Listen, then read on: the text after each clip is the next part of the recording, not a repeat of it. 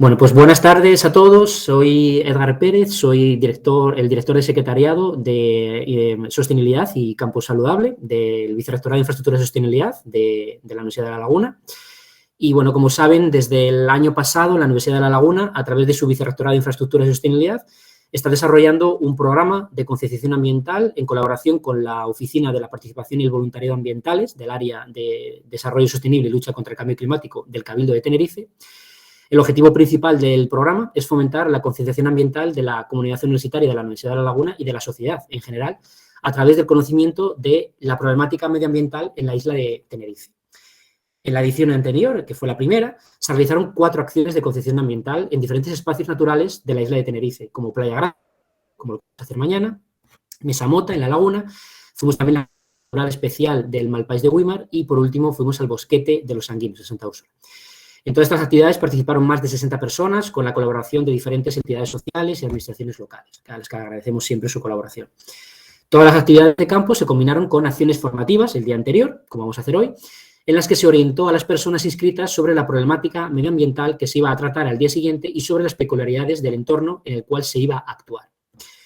La segunda edición de este programa comenzó el pasado mes de junio con una visita al Bosque del Adelantado, en el Rosario, donde se realizó una ruta por el espacio natural, facilitando información de interés botánico, se procedió a la recogida de residuos y se soltaron varias aves recuperadas, gracias a la taonilla, ¿no?, al Cabildo de Tenerife, como siempre. Para esta actividad se contó con la presencia del reconocido botánico, el profesor Wilfredo Bulpret de la Torre, y previamente a esta actividad de campo tuvo lugar, como hoy, una acción formativa a cargo de la profesora Victoria Eugenia Martín Osorio y el investigador Javier Romero. Esta tarde comenzamos la segunda actividad de esta segunda edición del programa de concienciación ambiental de la Universidad de La Laguna. Mañana, como todos saben, vamos a realizar un taller práctico en Playa Grande, en Arico, de recogida y cuantificación de microplásticos según la metodología del proyecto Implamac del Grupo de Investigación en Química Analítica Aplicada, coordinado por el profesor Javier Hernández Borges. Pero antes de ello, como en anteriores ocasiones, vamos a celebrar hoy, esta tarde, un foro formativo online, en el que 2 expertas de la Universidad de La Laguna nos introducirán en la actividad que va a tener lugar mañana. En primer lugar, vamos a disfrutar de la comunicación de la doctora Cintia Hernández Sánchez, que es profesora del área de Medicina Preventiva y Salud Pública de la Universidad de La Laguna, que va a impartir una conferencia donde se introducirá a los participantes en el tema de los residuos y su adecuada gestión, diferenciando entre residuos peligrosos y no peligrosos, y ahondando en los problemas de gestión de estos últimos. La doctora Hernández nos introducirá en la problemática de los plásticos y su gestión, ya que su inadecuada gestión provoca que los residuos pasen a formar parte de las basuras marinas y finalmente generen microplásticos, tras sufrir años de degeneración en el medio, como todos saben, ¿no? Además, se hablará de las nuevas formas de contaminación del periodo del Antropoceno, como pueden ser las antropoquinas, los piroplásticos, el plasticrás y el plastitar. La doctora Cintia Hernández Sánchez estudió un doble grado por universidades públicas europeas, obteniendo los títulos de Degree in Integrated Water Research Management de la Universidad de Hochschule Zeeland y también es licenciada en Ciencias Ambientales por la Universidad de Madrid. También es ingeniera técnica de obras públicas en la especialidad de hidrología por la Universidad de La Laguna y graduada en Ingeniería Civil por la Universidad de San Antonio de Murcia. Se especializó como técnico superior en prevención de riesgos laborales y ha trabajado como técnico de prevención, calidad y medio ambiente. Cuenta con un máster en Ingeniería del Agua Sostenible, un título de experto y magíster en toxicología y un máster en Sanidad Marítima. Es doctora por la Universidad de La Laguna, en donde ha desarrollado toda su labor investigadora. Ha sido docente de formación profesional en la Consejería de Educación desde el 2013 hasta el 2017, fecha en la que comenzó como profesora ayudante doctor en la Universidad de La Laguna. Actualmente es profesora contratada doctor, como he dicho antes, de dicha institución, ¿no?, de la Universidad de La Laguna, y forma parte como investigadora actualmente de 3 proyectos que están relacionados con microplásticos. Bueno, pues con este currículum creo que vamos a disfrutar, ¿no?, de la conferencia que nos va a dar Cintia. Así que, Cintia, cuando quieras, puedes comenzar con la conferencia. Puedes compartir la pantalla y comenzamos. Pues nada, muchas gracias, Edgar. Pues espero que disfruten de la conferencia. Pues para ello voy a empezar a compartir y ya me indican si lo ven sin problema. Sí, se ve. Vale, Perfecto. Pues nada, quiero agradecer a todos su asistencia. Yo siempre digo, bueno, que esto es una actividad de concienciación, pero normalmente las personas que suelen venir a estas actividades son las que menos concienciación necesitan, ¿no? Es quizás otro grupo poblacional al que deberíamos de obligar, entre comillas, ¿no? A recibir esta formación para ver realmente el problema que existe en el medio ambiente y comenzar esa concienciación pues, que muchos de ustedes ya tienen, ¿no? Aún así, pues muchos de ustedes lo hacen simplemente pues, por conocer más el problema y espero, bueno, que les resulte adecuado y que aprendan pues muchísimas cosas sobre la problemática que vamos a ver, que se basa principalmente en los microplásticos en el medio marino. Como comentó Edgar, pues formo parte de un grupo de investigación que se llama AQUEM, que es coordinado por el doctor Javier Hernández Borges, y realmente lo formamos por un grupo muy multidisciplinar, porque los problemas medioambientales no se pueden tratar desde una única disciplina, porque los problemas medioambientales se producen por una gran cantidad de variables. Entonces, cuanto más lo estudiemos de distintas disciplinas, pues más podremos ahondar en el problema real que existe, ¿no? Y podemos darle soluciones, ¿no? Por eso también, pues, nos ayudamos de administraciones y como puede ser, pues, el Cabildo o la Oficina de Voluntariado del Cabildo, pues, para poder tratar de alcanzar el fin sobre ese problema medioambiental o involucrar a las personas, ¿no? También formamos parte de la red temática de micro y nanoplásticos en el medio ambiente, en Viroplanet, que forma parte del Ministerio de Ciencia e Innovación, en el que pues, nos unimos distintos grupos de investigación y pues tratamos distintos temas relacionados con los micro y nanoplásticos. Además, formamos parte de la Virtual Networking, denominado Priority, que hace pues la detección y monitorización de plásticos para intentar de darle pues una remediación, ¿no? a este problema. Para ello pues esta red europea lo que hace es de integrar mediante distintas acciones a muchos grupos de investigación pues para intercambiar cosas en las que estamos trabajando. Entonces, para empezar con esta charla, a mí siempre me gusta, y siempre en todos los temas que yo imparto en la universidad, vincularlo con los objetivos del desarrollo sostenible, ¿no? Porque tenemos que ser, tenemos que llegar a unos objetivos de aquí al 2030 y, bueno, tenemos que conocerlos y tenemos que ver cómo trabajarlos transversalmente en las distintas temáticas que trabajamos. Nosotros en concreto nos vamos a centrar en 3, pero vamos a tratar realmente todos, porque los objetivos, ya lo dice el objetivo número 17 Alianza para lograr los objetivos, tienen que estar interrelacionados, porque como dije al inicio, las cosas del medio ambiente siempre están interrelacionadas. Pero en concreto nos vamos a centrar en el ODS 3, que será salud y bienestar, ¿no? Porque es necesaria una adecuada gestión de residuos. En el ODS 12, producción y consumo responsable, ¿vale? Que lo veremos con la nueva ley que acaba de entrar en este año, y el ODS 14, vida submarina, que son a los que más estamos afectando debido a la contaminación en concreto de plásticos y microplásticos. Para tratar este tema voy a dividirlo en 8 puntos. Primero vamos a hablar de una gestión de residuos, luego vamos a hablar de los residuos peligrosos y no peligrosos, nos integraremos en los plásticos y su gestión. Luego veremos ese traspaso de un lado, ¿no? de lo que es un residuo a lo que es una basura marina. A continuación pasaremos a que esa basura marina ya se ha degradado y ha formado un microplástico en el medio marino. Y luego vamos a tratar nuevas formas de contaminación del litoral, que también las vamos a ver mañana in situ en la playa, ¿vale? Los 2 últimos puntos se los voy a dejar a mi compañera, la investigadora Cristina Villanova, porque ella es la que está trabajando su tesis en relación a este primer problema, que son los microplásticos en los fondos marinos, y también va a integrar cuál es la afección de los plásticos y los microplásticos en la biota, ¿no? Trabajando pues con distintas especies. En cuanto al primer punto, gestión de residuos, pues voy a empezar con una activación de los conocimientos previos. Y voy a mostrarles un vídeo para que ustedes vean por qué es importante una adecuada gestión de residuos. Si tienen algún problema al escucharlo, me lo dicen, ¿vale? From up here, our planet looks perfect. It's only when we look more closely that we start to see some of the results of our consumption.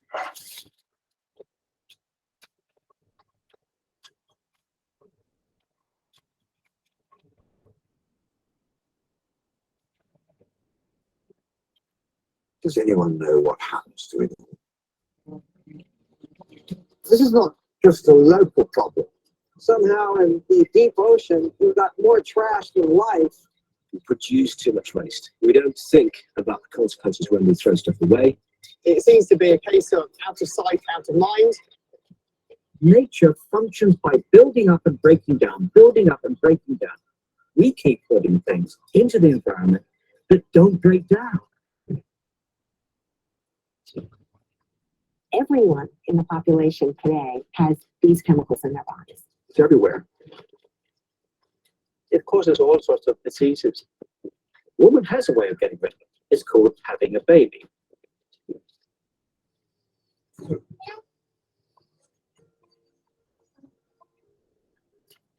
did it with smoking ban. We did it with seatbelts and wearing seatbelts. We did it with drink driving, actually, when that became unacceptable. We need to do this with waste. As times will change, and we will.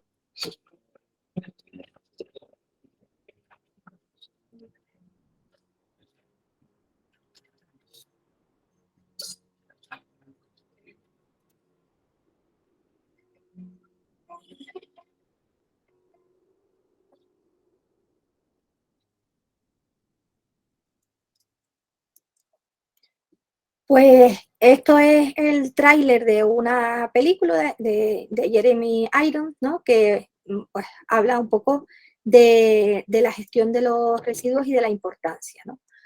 Cuando hablamos de residuos sólidos en general, no solo plásticos, sino cualquier residuo sólido, pues podemos afirmar que realmente existe un problema ambiental grave en las sociedades modernas, pero no solo en las sociedades modernas, sino también en aquellas sociedades que se encuentran en vías de desarrollo. Y el problema se incrementa sobre todo cuando hay un núcleo de población muy grande concentrado en un lugar, porque obviamente va a generar una mayor cantidad de residuos que habrá pues que integrarlos en algún lugar, ¿no? El abandono, tanto en los países desarrollados como subdesarrollados, o la inadecuada gestión de los residuos, va a producir impactos notables en los medios receptores a los que llegue, ¿vale? Pudiendo producir contaminación en los distintos compartimentos medioambientales. Por ejemplo, una inadecuada gestión de residuos, un vertedero, ¿no? Porque ahora se habla de complejos medioambientales porque se trata de llevar a cabo una adecuada gestión de residuos. Pero una inadecuada gestión de residuos pues, va a producir contaminación del aire, ¿vale? Pues simplemente porque se producen gases que se van a emitir a la atmósfera. O una menor producción de energía porque esos gases se podrían reutilizar para producir energía. Yo no sé si algunos de ustedes compostan dentro del hogar y se darán cuenta que cuando nosotros compostamos se produce ese aumento de temperatura, ¿no? Es por la energía que se produce con la descomposición de la materia orgánica. También se puede producir una desaparición de los recursos naturales, porque si yo, por ejemplo, gestiono inadecuadamente un vidrio o un metal o un plástico, ¿vale? Eso puede tener una segunda vida y se puede volver a reutilizar o puede ser reciclado, pero si yo lo inertizo con una adecuada gestión, estoy perdiendo recursos, ¿vale? Que los recursos muchos son limitados, ¿okay? También se puede producir la contaminación del suelo, obviamente. Nadie quiere vivir sobre un vertedero, aun por muy soterrado que esté, ¿no? Porque no quedan restos de contaminantes. Y esos lixiviados que se generan, esos productos líquidos que se derraman, pues pueden llegar a contaminar el subsuelo o directamente, si hay un nivel freático cercano, contaminar el agua. Entonces, hay que hacer una adecuada gestión para poder tener una adecuada salud humana y tener un control de estos residuos. La ley que regula esta gestión lo que busca es medidas para poder prevenir el impacto sobre la salud humana y sobre la salud del medio ambiente. En concreto tenemos la ley 7/2022 que es muy actual, del 8 de abril, de residuos y suelos contaminados. A ver, porque alguien acaba de entrar y tengo que darle paso. Aquí, vamos para allá y seguimos. Aquí. Deroga la ley anterior, a la 22/2011, y fíjense que la nueva ley se llama de residuos y suelos contaminados para una economía circular, ¿vale? Es un concepto muy nuevo que les sonará, ¿no? La nueva ley de economía circular, y bueno, se integra en pues, los distintos aspectos del medio ambiente y obviamente principalmente los residuos, porque tratamos de que estos residuos se integren en el ciclo durante el mayor tiempo posible. Entonces, ¿qué medidas son las que va a integrar esta ley para proteger al medio ambiente y la salud humana? Pues buscará que esta gestión de residuos no genere riesgos para el agua, el aire o el suelo, o para la fauna y la flora, que no cause incomodidades por el ruido o los olores a la salud de la población cercana, o que no atente a paisajes ni a lugares de especial interés que estén protegidos, ¿no? Un ejemplo de la problemática de salud pública por una mala gestión de residuos es un caso que ocurrió en Nápoles, en el que los basureros se pusieron en huelga, ¿no? Y dijeron que no iban a recoger los residuos. Entonces, la basura empezó a desaparecer, no saben qué empresa, dicen que contrataban aparte de la mafia para que hiciera desaparecer esa basura estamos hablando del 2008, donde Italia a lo mejor trabajaba con empresas no legales del todo, ¿no? Y lo que trataron en Nápoles es que quemaban la basura en todas esas pampas que ellos tenían, donde tenían las búfalas, que son las que generaban la leche para elaborar el queso de mozzarella, ¿no? Y aparecieron unos elevados niveles de dioxina. Entonces, la única explicación que se le daba era que esta quema de basuras inadecuadas es la que generaba dioxinas en la atmósfera, y luego por deposición atmosférica, pues con el rocío y todo eso, se depositaba sobre la hierba que comían las búfalas, y claro, pues como es un contaminante lipófilo, pues luego pasaba a la leche y obviamente luego pasaba al queso. Se produjo una alerta sanitaria en toda Europa y bueno, pues fue un caso bastante alarmante, ¿no? Y bueno, esto de la quema de basuras no es nada nuevo. Fíjense que desde el año 2000, la Environmental Protection Agency americana, que es la Agencia de Protección Medioambiental, ha escrito pues, distintas monografías en relación a la problemática de la gestión de los residuos, porque entre ellos, al quemar toda la basura, entre ellos plásticos de distintas composiciones, etcétera, pues va a generar ciertos subproductos como dioxinas, bifenilos policlorados, furanos, mercurio, que van a pasar a la atmósfera y al final pues van a afectar al medio ambiente, ¿vale? Esto estamos hablando de Estados Unidos. Ocurre obviamente en países en vías de desarrollo en la que la gestión de residuos es inexistente.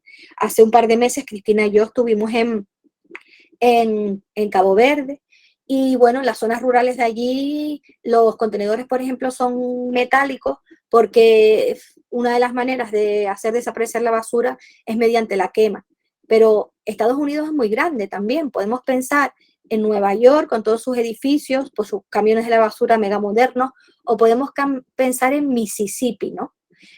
Donde las distancias entre casas son enormes, ¿no? Y una gestión de residuos se hace más complicada y la solución es quemar la basura en la parte de atrás de los hogares, ¿no? Y bueno, pues se han incidido a la población explicándole el riesgo que existe sobre esto, pero formar a la población o darle concienciación a la población a veces es muy, muy complicado, ¿no? Entonces ahora hemos puesto de manifiesto la presencia de peligrosidad y no peligrosidad, pues vamos a ver que dice la ley, la nueva ley sobre los residuos peligrosos y no peligrosos. Y es así como los separa, ¿no? Unos residuos peligrosos y otros residuos no peligrosos. Pero se apoya en la lista europea para ayudar a la clasificación.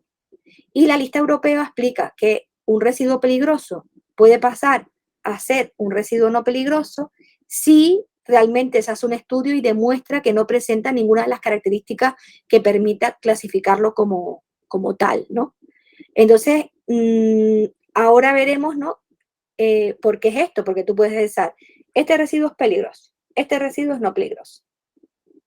¿Cómo uno puede ser uno u otro? Ahora lo veremos que se clasifican, la forma en que se clasifican y por qué no. Vamos a definir primero qué es un residuo peligroso y un residuo no peligroso.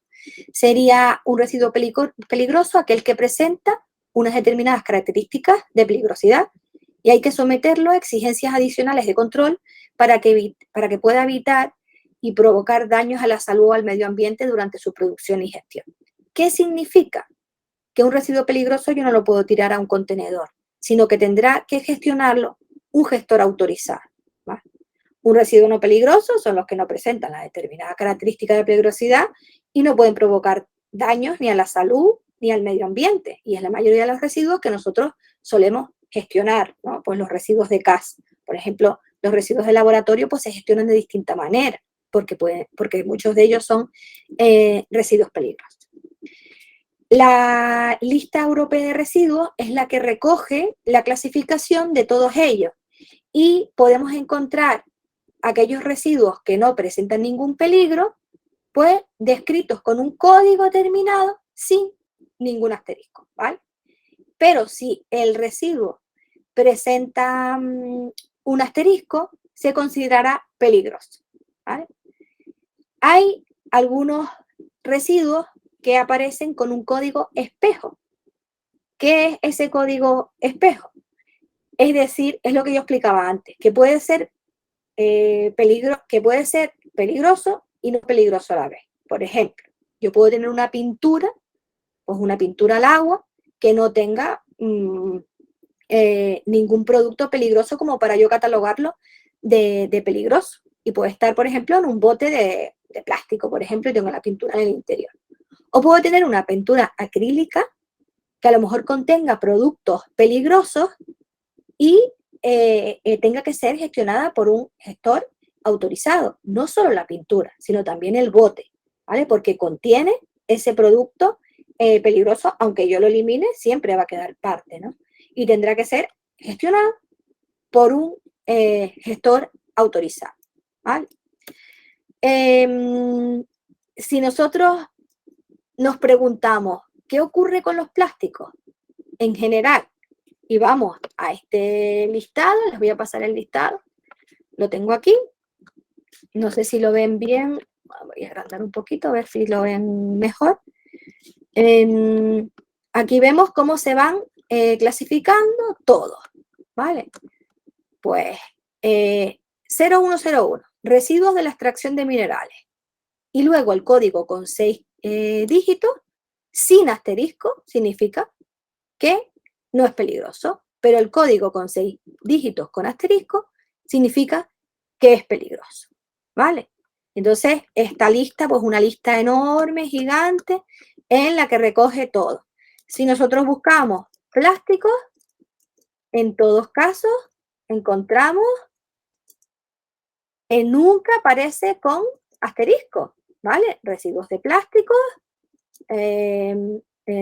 residuos del moldeado y tratamiento físico y mecánico de superficies de plástico, virutas y rebabas de plástico, envases de plástico, en ningún caso aparece con asterisco, con lo cual se consideraría un residuo no peligroso.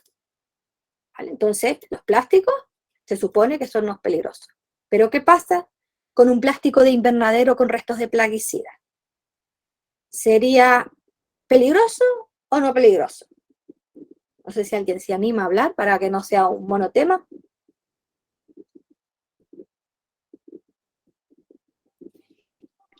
¿Me escuchan? Si el insecticida o herbicida ya ha superado su vida media o su vida Si consigo determinar que sí, sí. Para ello, tendría que hacer una serie de pruebas, ¿vale? Determinando las características de la peligrosidad de ese residuo. Pues dentro de las pruebas es si el producto es explosivo, comburente, inflamable, irritante, toxicidad específica, toxicidad aguda, carcinogénico, corrosivo, infeccioso, tóxico para la reproducción, mutágeno, liberación de un gas de toxicidad aguda, sensibilizante, ecotóxico, o residuos que pueden presentar una de las características de peligrosidad mencionadas que el residuo original no presentaba directamente, ¿vale? Entonces, tendría que hacer unas pruebas para demostrar que realmente ese plástico con restos de plaguicidas no es peligroso, ¿vale? Y no contiene ninguna de estas características de peligrosidad, ¿vale? Lo mismo ocurre, por ejemplo, con los dragados de puertos. Los sedimentos que están ocupando el lecho de los puertos están continuamente recibiendo contaminantes pues, de la carga y descarga de los buques. Se sabe que son focos de contaminación y que además los sedimentos son capaces de grabar, un recorder, ¿no? Grabar todos los contaminantes que se van depositando sobre ellos.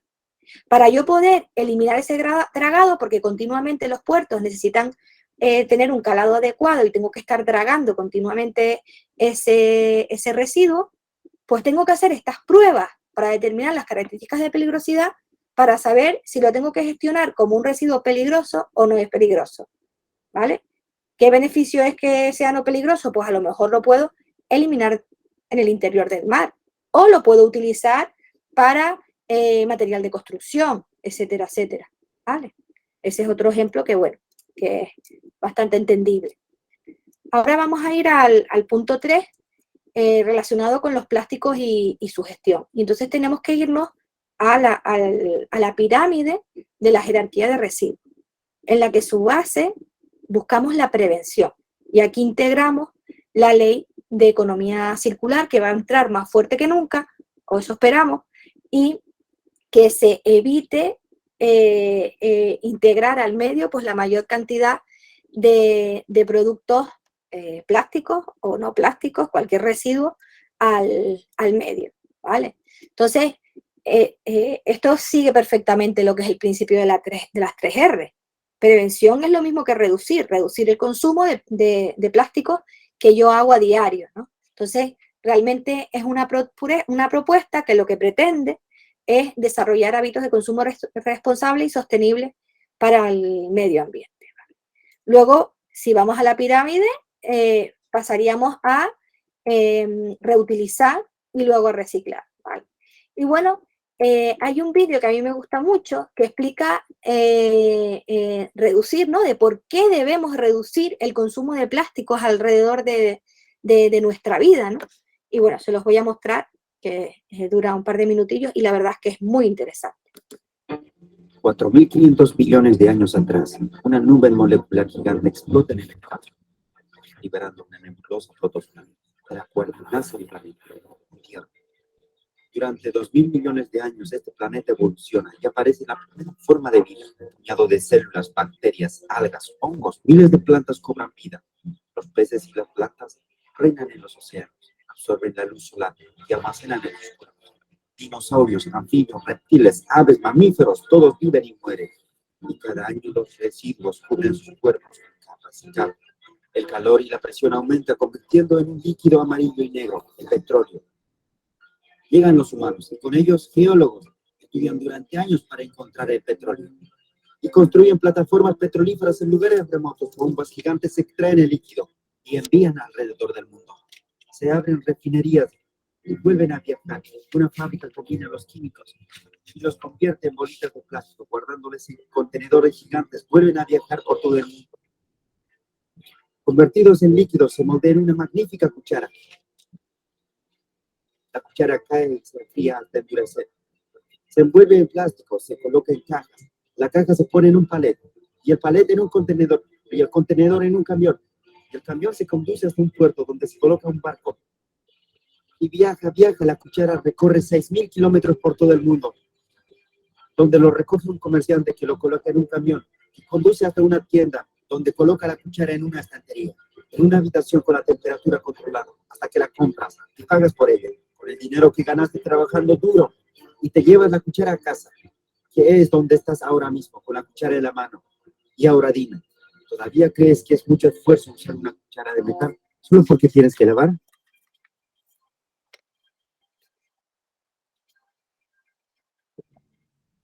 Gracias a todos los que lavaron una cuchara hoy. Ok, realmente el vídeo lo que nos viene a decir es que muchas veces compramos productos con la idea de ahorrar tiempo, pero realmente no nos estamos dando cuenta que lo único que no podemos comprar es el tiempo, ¿vale? Entonces, es una frase para la reflexión que deberíamos de tener en cuenta para plantearnos el reducir nuestro consumo de productos plásticos, ¿no? Y bueno, esta ley que, como les digo, que es muy innovadora, entró en abril de este año, pues tiene un anexo, el anexo 4, que busca la reducción de productos plásticos en concreto, ¿vale? No de residuos, sino de plásticos en concreto. Y bueno, ustedes habrán visto, se habrán dado cuenta que ha habido un cambio, ¿no? Aunque sea pequeño, ya no vemos pajitas de plástico en los zumos de Tetra Brick. Ya no podemos tomar un cóctel con una pajita de plástico, sino tiene que ser de otro material, ¿no? A unos les gusta más o menos. Y bueno, es porque es por la entrada, tardó bastante en transponerse, pero ya por fin ha entrado esta transposición de esta ley. Entonces, bueno, en su anexo 4 recoge los productos de plástico de un solo uso sujetos a reducción, los productos de plástico de un solo uso sometidos a restricciones a la introducción en el mercado, productos de plástico de un solo uso sujetos a requisitos de ecodiseño, los productos de plástico de un solo uso sujetos a requisitos de mercado y productos de plástico de un solo uso sujetos sobre responsabilidad ampliada del productor y sobre medidas de concienciación, ¿vale? Les puede pasar el enlace a la ley también, que la tengo por aquí, por si quieren echarle una ojeada. Aquí.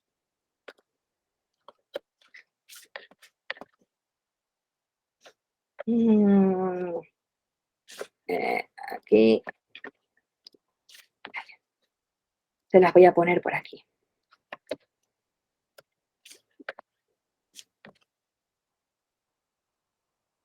Y bueno, seguimos hacia la reutilización, ¿vale?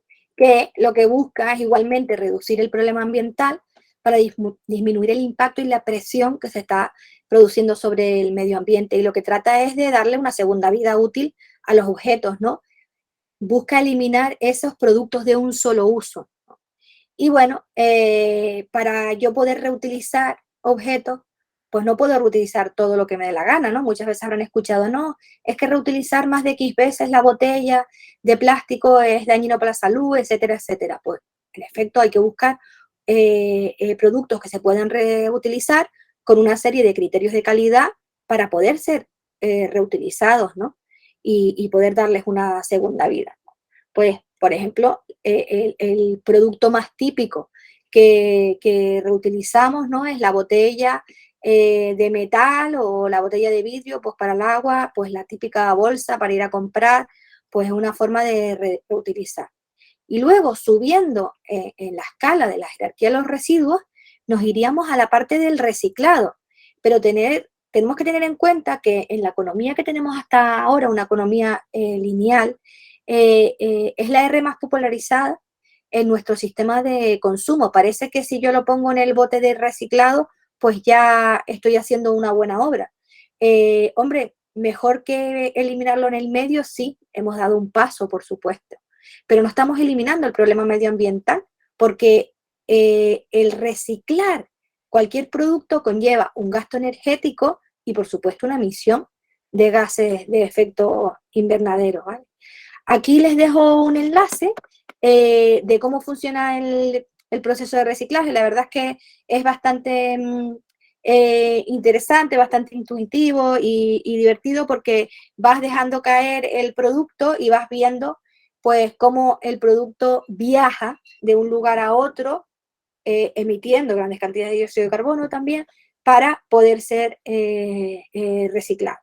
Y bueno, si nosotros leemos las noticias sobre el reciclado en España, depende de quién la escriba, pues esto es como el Madrid-Barça, ¿no? Que depende de quién la escriba, pues parece que unos lo hicieron muy bien y otros lo hicieron muy mal, ¿no?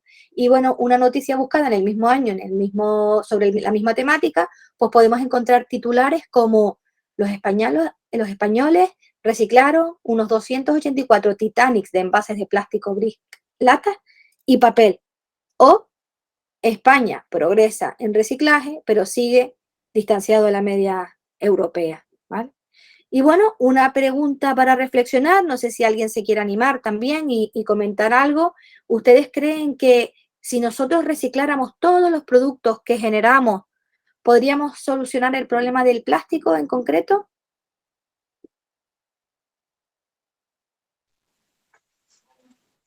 Yo creo que no, ojalá, pero yo creo que no. Exacto, ojalá que así fuera. Pero el plástico en concreto no es un producto 100% reciclable. No sé si ustedes se han fijado que en las campañas de recogida de productos plásticos, lo que recogen siempre son los tapones. No te recogen ni la botella, ni te recogen la etiqueta, ni te recogen tal. ¿Por qué? Porque el tapón es muy fácil de reciclar. Pero hay otros productos plásticos que no son fáciles de reciclar y que incluso no pueden ser reutilizados como envases de consumo, que realmente envases de consumo es uno de los productos que más gastamos, ¿no? Entonces, no es como el vidrio o el metal, que sí son 100% reciclables, sino que en el reciclado de plástico, en función del tipo de plástico, en función de los aditivos que tenga, pues se va a poder reciclar o no, o dentro de ese porcentaje que sí se puede reciclar, pues tiene un porcentaje de pérdidas, ¿vale? Entonces, no todo lo que nosotros ponemos en el contenedor de reciclaje se va a poder reciclar, ¿vale? Porque va a depender de su composición.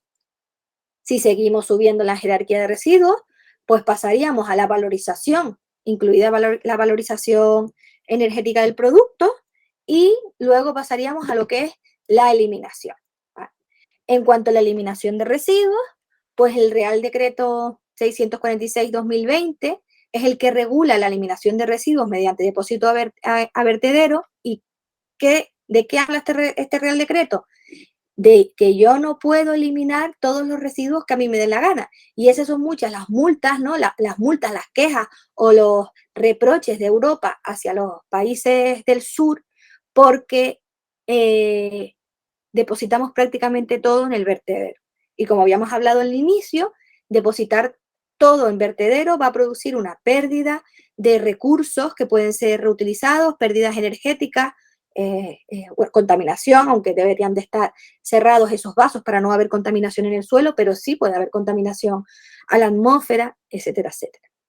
También, para ejercer un poco más de presión sobre regular la eliminación de residuos mediante depósito en vertedero, pues hay una ley para el traslado de residuos en el interior del territorio de los estados, sobre todo por el problema de los residuos peligrosos, que los íbamos llevando de distintos lugares y realmente estamos trasladando residuos peligrosos como si trasladáramos armas, ¿no?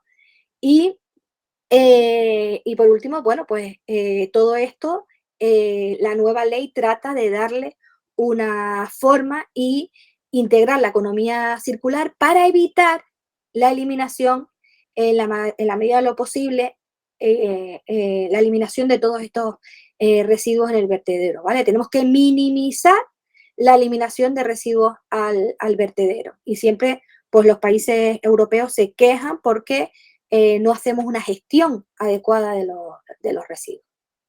Pero volvemos a reflexionar. ¿Los residuos se gestionan de la misma manera en las distintas comunidades autónomas? No sé si alguien ha estado en dos comunidades autónomas y ven los mismos contenedores. ¿Alguien que se anime?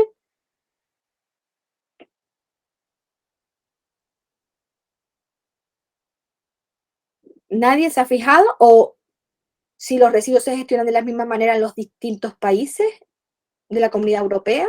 ¿Alguien que sea de otro país? ¿Se gestionan los residuos de la misma manera que aquí? Mira, Cintia, en las comunidades europeas casi todos los residuos se gestionan de la misma manera, inclusive las señales de colores de los contenedores, quitando algunos residuos domésticos tipo PAE o RAE, que a veces se hacen rojos o otras veces se ponen de otro color. En Europa es completamente distinto. Cada país viene de una historia diferente y ni los colores ni los contenedores son iguales, ni tienen la misma tecnología, ni existen los mismos tipos de gestores, etcétera. Y habría una historia para contarlas que podría llevarnos 1 hora o 2 horas de presentación. Pero es así, está muy... Hay una ley que es la misma, unas prescripciones, pero los países la han adoptado de manera distinta. Muchísimas gracias. Ya hablaremos mañana en la excursión, que veo o sea, que conoces el tema, y en efecto, no se gestiona lo mismo, y por eso quiero pasar ya al siguiente punto, de residuos a basuras marinas. Si nosotros vemos el concepto, residuo se llama solo en tierra, ¿vale? Es el concepto que se le da. Basura es el que se da en el barco. En el barco no se habla de residuos, se habla de basura. Y en el mar se habla de basura marina. Fíjense cómo en 3 medios tenemos distintos nombres, ¿vale?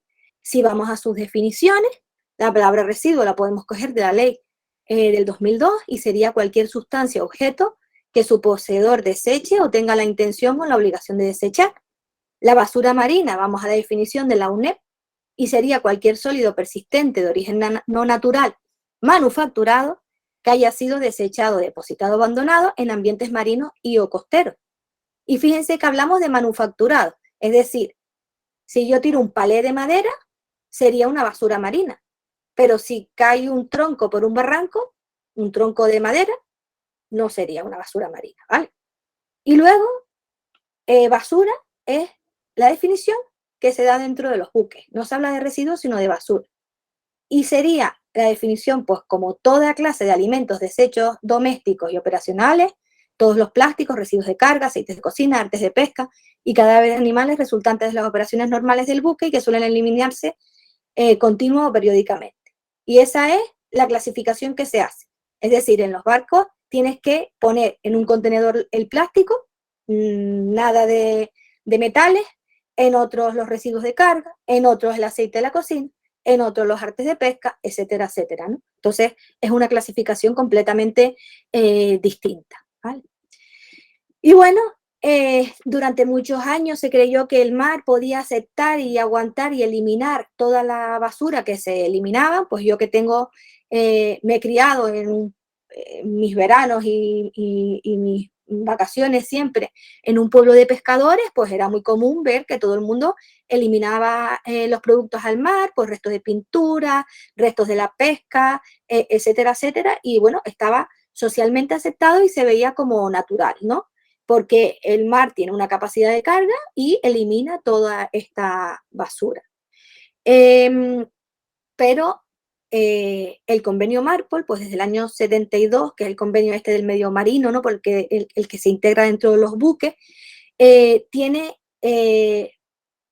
por objeto reducir y eliminar y gestionar las basuras de los buques, pero tiene terminantemente prohibido eliminar ningún plástico desde el buque, ¿vale? Es el único residuo que yo no puedo eliminar desde un buque, ¿vale? Está totalmente prohibido verter plásticos en el mar. Y estamos hablando de un convenio, pues, del 72-78, ¿vale? Pero si nosotros hacemos los cálculos de cuántos plásticos tiran desde los buques a cuántos plásticos se tiran desde tierra, más o menos los cálculos son que un 20% vienen directamente desde el mar y un 80% es eliminado desde tierra, pues seguramente pues, por los barrancos, las lluvias, las escorrentías, etcétera, etcétera, ¿vale? Cuando nosotros estudiamos qué tipo de basura marina podemos encontrar, pues nos damos cuenta que el 49% es plástico de un solo uso, el 27% son residuos plásticos de equipos de pesca, solo el 18% son productos no plásticos y el 6% son otros plásticos, ¿vale? Esto es una clasificación pues, muy general a partir de datos muy, muy genéricos. Esto son datos de la Comunidad Europea. Obviamente, en cada lugar y en cada sitio pues encontraremos porcentajes diferentes. Pero los 10 productos de plástico de un solo uso que más encontramos en las orillas del mar y que ustedes podrán ver mañana son, pues, bastoncillos de plástico que son para limpiar los oídos, que ahora ya han sido prohibidos y ya no se pueden, no pueden ser de plástico, sino que tienen que ser de otro material, cubiertos, pajitas y mezcladores, globos y palos para sostenerlos, que estos son los productos que podrían quedar prohibidos y bueno, que han quedado prohibidos con la nueva ley. También se darán cuenta cuando vayamos a la playa que se encuentran muchos tapones, colillas, obviamente, pero eso en cualquier playa, envoltorios, toallitas, ¿vale? Toallitas del baño, bolsas, pues, y microplásticos que proceden, pues, de todos los recipientes de alimentos que continuamente se utilizan. Perdona, Cintia, ¿puedo hacerte una pregunta? Sí, dime. Mira, estas jerarquías no especifican nunca si son playas de alguna manera salvajes o playas de uso, por así decirlo, de uso humano, es decir, que... Sí, que va mucho turismo, Sí, bueno, que pueden estar, que son de las de bandera azul o bandera, es decir, que de alguna manera nunca hacen la diferenciación. esa diferenciación. De hecho, estamos nosotros haciendo una acción en Arona y en Adeje, y en Arona tienen han contratado a un grupo de personas, los de la empresa se llama Valoriza, para hacer limpieza de playas durante el día, playas turísticas, ¿vale? Y van con unos cacitos recogiendo lo que la gente tira en la arena, ¿vale? Y hablando con los chicos, lo que más recogían eran, por supuesto, colillas de cigarro. Colillas, sí. Colillas de cigarro. Sí, Eso sí. era lo que más recogían. Luego paquetes de papas fritas, de cosas de estas, envoltorios, botellas y tal, pero lo de colillas de cigarro era brutal. Brutal. Sí, sí. En la costa la primera acción que yo vi en contra de las colillas de cigarro, pues fue antes del COVID, pues sí, 2 años antes del COVID, porque ahora ya todo se mide antes o después del COVID, ¿no? Sí. Entonces es de una empresa de Almería, en la costa del Levante, trabajaba, mira qué sencillo era, la empresa se llama Neuer, y era una chica que lo que hacía era, ponía un castillo inflable y les daba a los niños un vaso, y tenían que traer el vaso, le daban unos guantes y los tenían que traer llenos de colillas. Si lo traían llenos de colillas o de microbasuras de otro tipo, podían subirse al castillo hinchable.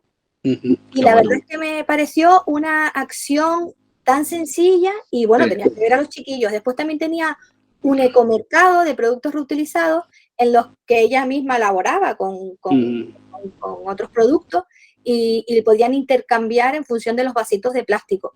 Tú tenías que ver las bolsas enormes que recogían de colillas. La verdad es que me quedé... Sí, tremendo. Le pregunté más a esos chicos si hacían luego una auditoría de lo que recogían y por supuesto me dijeron que no.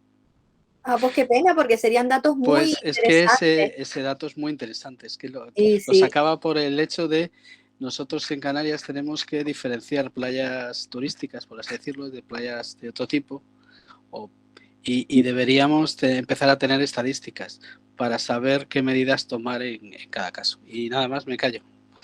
Sí, no, a mí me parecería súper, esos datos serían súper interesantes tenerlos porque nosotros con los estudios que hemos realizado, ¿no? A partir del proyecto Implamac, en el que determinamos sobre todo los microplásticos que llegan a las playas, no todas las playas reciben la misma cantidad de microplásticos. De hecho, tenemos muy pocas playas que tengan bandera azul, porque ya la propia bandera azul hoy en día te obliga pues a llevar a cabo limpiezas periódicas cada X tiempo, ¿no?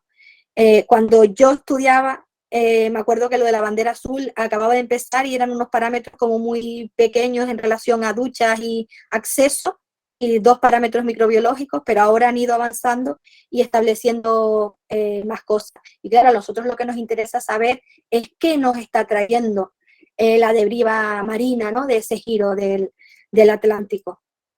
¿Vale?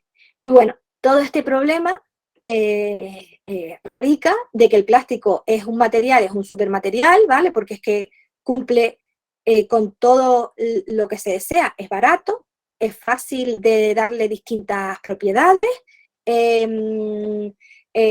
puede ser duro, puede ser blando, puede ser, es que de distintos colores, es que le podemos dar todas las propiedades que nosotros queramos, ¿no? Y sobre todo es económico, es impermeable, etcétera, etcétera. Entonces, la producción de plástico alrededor del mundo pues ha incrementado muchísimo a partir de la Segunda Guerra Mundial. Y los principales usos del plástico, si nosotros vemos, como les decía antes, los envases de un solo uso conforman casi el 40% del uso que se le da a los plásticos. También casi un 20% en construcción y edificación, un 10% en automoción, un 6,2% en electricidad, pues, y bueno, pues otros usos que se les da, pero obviamente el más preocupante es este 40%, porque principalmente es plástico que va a durar en nuestras manos 5 minutos, ¿vale? Vamos a coger, vamos a usarlo, vamos a comer y lo vamos a tirar. Entonces, los plásticos en el medio marino, pues no empezó a ser un tema de debate en la comunidad científica hasta que empezaron a demostrarse pues su efecto de persistencia, ¿vale? Porque no hay nada peor para el medio ambiente que un producto que de forma masiva se elimine y que sea estable y persistente en el medio, porque no lo vamos a eliminar. Entonces, anterior al 2005, pues se había reportado algún enredamiento de especies marinas o algún plástico en estómagos de animales muertos, etcétera, etcétera. Pero en el año 2005 se encontró una pieza de plástico blanca en el estómago de un albatros, del Laysan, que es una especie de albatros de Hawái, y al hacer la necropsia, pues vieron que el ave posiblemente había muerto o por inanición o por un bloqueo intestinal. Pero es que esa pieza de plástico blanco tenía un código y la curiosidad hizo que fueran a mirar de dónde procedía ese código. Y procedía del fuselaje de un hidroavión que se había hundido en las costas de Japón en la Segunda Guerra Mundial. Y dicen, ¿cómo ha podido llegar de un lado a otro? ¿Y cómo ha podido pasar tantos años en el que este albatros se encontrara este producto y se lo comiera, ¿no? Y ahí es donde se empezó a plantear el problema de la permanencia en el medio de los productos plásticos y de la posibilidad de ir de un lugar a otro, pues de forma fácil, ¿no? Entonces, si nosotros nos vamos a datos, pues se estima que el 90% de la basura que flota en el mar son exclusivamente plásticos, entre el 60 y el 80% de toda la basura marina, bueno, ahora veremos que son plásticos en los distintos compartimentos, no solo la que flota, pero se podría pensar que incluso podríamos llegar al 95%, ¿vale? Hay una publicación que se llama Where's All the Plastic? ¿Dónde está todo el plástico? Porque si nosotros nos ponemos a hacer estimación de lo que entra a lo que nosotros obtenemos en las orillas, ¿no? Lo que podemos comprobar, pues hay un amplio porcentaje que se pierde. ¿Dónde está ese plástico, no? Y bueno, lo que les digo del transporte, ¿no? De esos giros oceánicos que funcionan como carreteras, nosotros nos encontramos afectados por este giro del Atlántico Norte, que empieza pues en el Golfo, sube hacia el norte de Canadá y de Estados Unidos y gira, ¿vale? Desde Inglaterra hasta España por la corriente que denominamos como la corriente de Canarias. Y hay que decir que diversos estudios están poniendo de manifiesto que las islas oceánicas son las más afectadas a la llegada de basura marina y, por supuesto, de microplásticos, ¿no? La semana pasada tuvimos el Congreso Internacional, bueno, el Simposio Internacional de Ciencias Marinas, en la que había una sala única y exclusivamente dedicada al mar, a las basuras marinas. Aquí les dejo también una aplicación que es muy interesante porque, bueno, vamos a verla y se las enseño y así dinamizamos un poco el tema. Esto lo que me permite es, a ver si me lo abro por aquí. Exacto. Fue un caso real en el que se perdió un contenedor de patitos de plástico y empezaron a aparecer patitos de plástico pues, por un montón de lugares. Y entonces, pues unos oceanógrafos de una universidad holandesa conjunto a una universidad de Londres elaboraron esta aplicación en la que yo puedo tirar un patito de plástico en cualquier lugar y me dice cuál es la probabilidad y el paso de los años, que ven aquí cómo va progresando, de que esos patitos pues aparezcan en un lugar o en otro lugar, ¿no? Imagínense que yo tiro el patito aquí en el Golfo de México y vemos pues cómo es posible de que llegue aquí pues a Canarias, ¿no?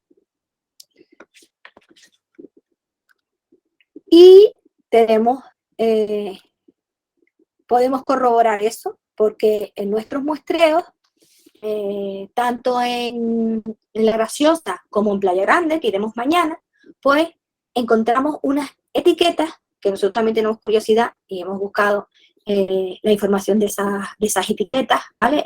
Ahora mismo en el Simposio Internacional de Ciencias Marinas había un alumno que exponía su trabajo fin de grado, la verdad es que es súper interesante, en relación a la oceanografía y la aparición de estas etiquetas, ¿no? Y entonces, con los datos, buscaba de dónde procedía, la mayoría proceden de Maine, que está en el norte de Estados Unidos, y de la zona de Canadá, y son etiquetas que vienen de actividades costeras, ¿vale? En concreto vienen de la langosta, lobster, la langosta, del cultivo de la langosta que siempre se hace pues cerca de la costa. Entonces, por sostenibilidad, tienen que ponerles estas bridas y, bueno, cortan las bridas y las eliminan. Ahora Cristina les va a enseñar, que es la que está, ella está en el laboratorio hoy, voy a dejarlo de compartir, para enseñarle pues las etiquetas, que seguramente mañana encontremos algunas, ¿vale? Ahí ven las etiquetas, bueno, no se lee muy bien el año, pero dentro de todas las que tenemos una que es la etiqueta récord, porque como aparece el año, fíjense, eso tiene un color inicial azul, fíjense cómo está muy blanqueado, y es del año 82. ¿Sí era el 82, no, Cristina? 83. Ah, del 83, vale. Es decir, es una etiqueta que llevaba, y la encontramos el año pasado, o sea, llevaba pululeando por esos mares, pues, muchísimo tiempo, ¿no? Mañana si buscamos un poco, que haremos una búsqueda de tesoros de basuras marinas, pues podremos encontrar algunos de estas perlitas, ¿no? Y bueno, yo también he dado un libro que se llama Mensaje en una botella, porque antiguamente, no sé si recuerdan, muchas películas y tal, todavía aparece, cogían una botella de vidrio, ponían un mensaje dentro, la tapaban con un tapón de corcho, todo muy sostenible, y la tiraban al mar, ¿no? Y ese era el mensaje en una botella.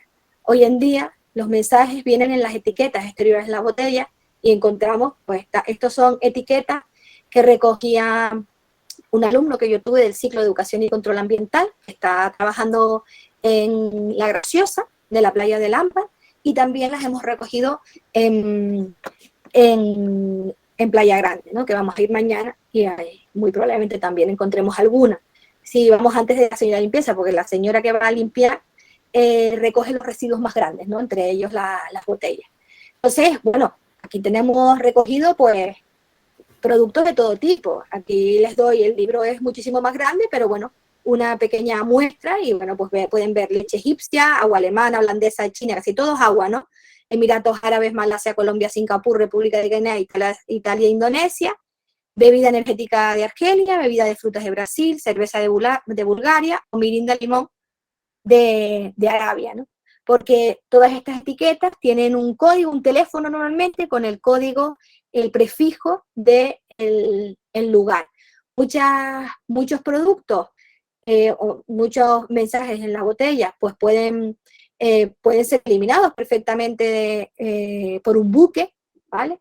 Pero después hay otros que proceden muchos del Mediterráneo, porque si se fijan, el Mediterráneo tiene una mayor salinidad que hace que haya una mayor flotabilidad de estos productos, de estos, por ejemplo, de estas basuras marinas de gran tamaño, y hace que se eliminen, que salgan por el estrecho del Golfo, y lo que se van a encontrar es la corriente de Canarias, que los va a llevar directos a casa. Entonces, pues podemos ver geolocalizado un poco con estas caritas de todos los lugares de los que tenemos etiquetas, que muchos de aquí pues procederán, más difícil que vengan es más difícil que lleguen, seguramente sean por barcos, porque también tengo un mensaje que es un agua de un bote salvavidas, o las etiquetas, ¿no? De dónde están situadas. Y ya vamos al siguiente punto, que sería ya los microplásticos en el medio marino, ¿no? Entonces sabemos que mucha parte de esos microplásticos van a proceder de residuos que son eliminados desde tierra y que son de mayor tamaño, ¿vale?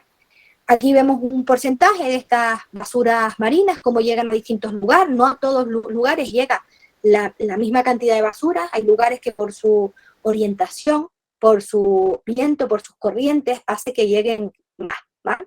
¿Qué es lo que ocurre? Es lo que yo ponía de manifiesto, que en las islas oceánicas pues el problema lo tenemos mayor, y a medida que esto vaya aumentando, pues seguramente será mayor. Por eso es importante que haya proyectos como Implamar que realicen una monitorización de ciertas playas para ver pues si esto va en aumento o disminuye, ¿no?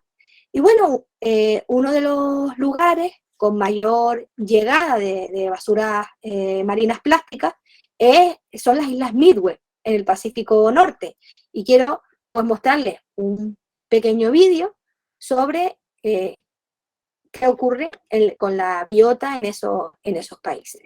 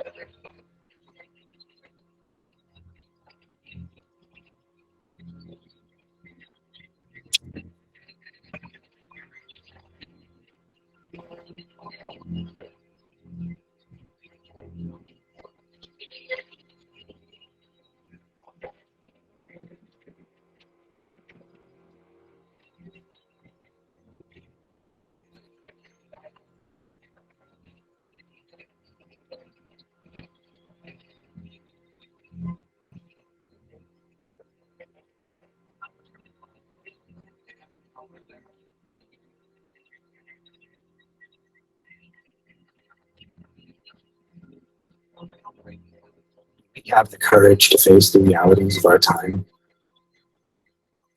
Allow ourselves to feel deeply enough that it transforms us and our future.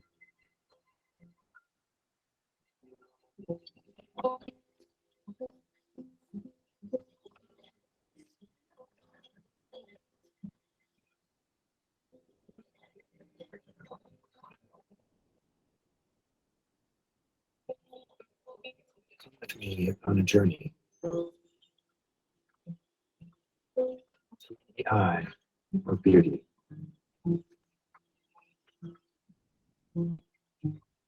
Across an ocean of grief. And beyond.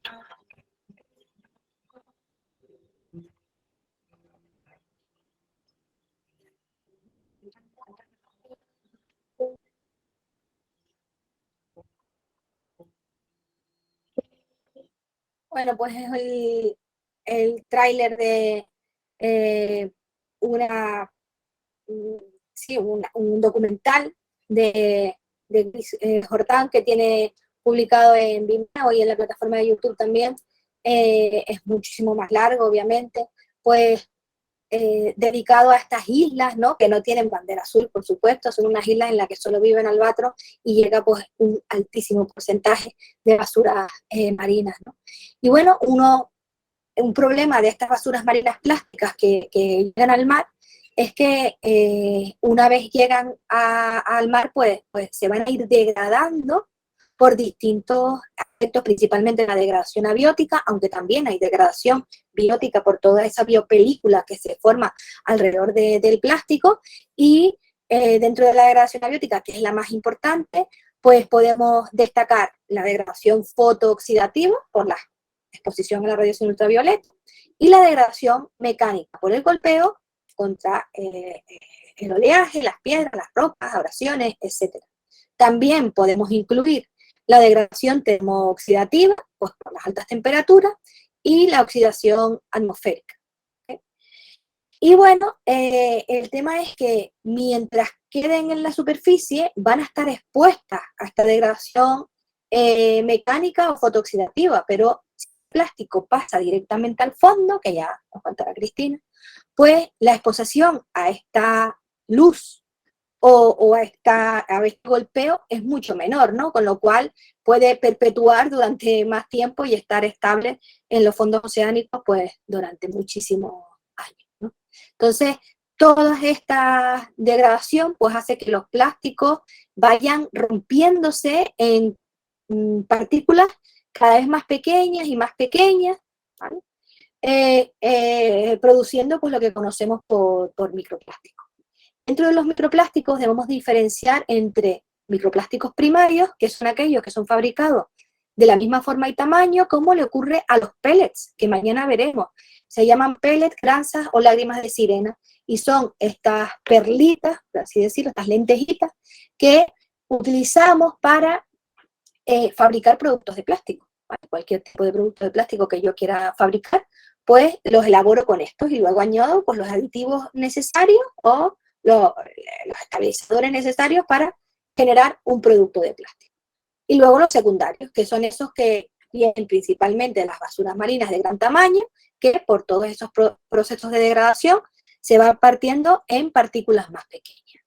Y el microplástico se consideraría como aquella partícula que va desde una micra hasta 5 milímetros. Aquí vemos por los microplásticos recogidos en uno de nuestros artículos publicados en Playa Grande, y vemos pues la cantidad de fragmentos principalmente, aunque también vemos pellets, ¿vale? De distintas pellets aquí como más pequeñitos, algunos más grandes, algunos son un poco más grandes, pues que quedaron en los distintos tamices tras el tamizado. Y aquí vemos este roal, ¿no? Que parece salitre, principalmente blanco, porque estos procesos de degradación lo que hacen es que eliminan pues, los colorantes, ¿vale? Van eliminando los colorantes, el típico proceso de blanqueamiento que se produce a las pinzas de la ropa cuando tengo tendidas las pinzas de ropa de plástico, cuando las tengo tendidas, ¿verdad? Que van perdiendo el color a medida de que va pasando el tiempo, pues ese proceso de fotooxidación por la degradación de la radiación ultravioleta. Y aunque pueda parecer raro, la presencia de microplástico no es reciente. Ya en el año 72, Carpenter, que fue el autor, que evidenció partículas de plástico flotando en el mar de los Sargazos, que es el mar que está justo enfrente de Canarias, por así decirlo, en la zona de México, ¿no? Y hablaba de que había una gran cantidad de este tipo de partículas que además tenían una alta concentración de contaminantes absorbidos en su superficie, ¿vale? Que bueno, ya Cristina les hablará un poquito del tema, pero el plástico, por la forma de la partícula que tiene, por ese polímero del que está compuesto, puede absorber los contaminantes que va encontrando en el medio marino. Que dentro de lo malo, yo siempre digo que dentro de lo malo hay algo bueno, que por lo menos va descontaminando los mares, ¿no? El problema es cuando los animales los ingieren, ¿no? ¿Qué ocurre? ¿Se queda en el animal o se queda en el plástico? Pues eso es uno de los retos que tenemos los investigadores, ¿no? Estudiar esto. Y además, otro de los retos es la posibilidad de que los microplásticos estén actuados como vectores de contaminación microbiana. Hemos sacado pues 2 trabajos fin de grado y un trabajo fin de máster, estamos pendientes de publicar la primera publicación con respecto a esto, que ya hay distintas publicaciones alrededor del mundo que demuestran que los microplásticos son hitchhikers, son autopistas, ¿vale? De microorganismos, entre ellos microorganismos patógenos. ¿Por qué? Porque el plástico, debido a su forma, permite que se forme una biopelícula que hace que se adhieran microorganismos y se mantengan pues, durante un largo periodo de tiempo que en cualquier otro producto no se podrían mantener por la ausencia de esa biopelícula, ¿no?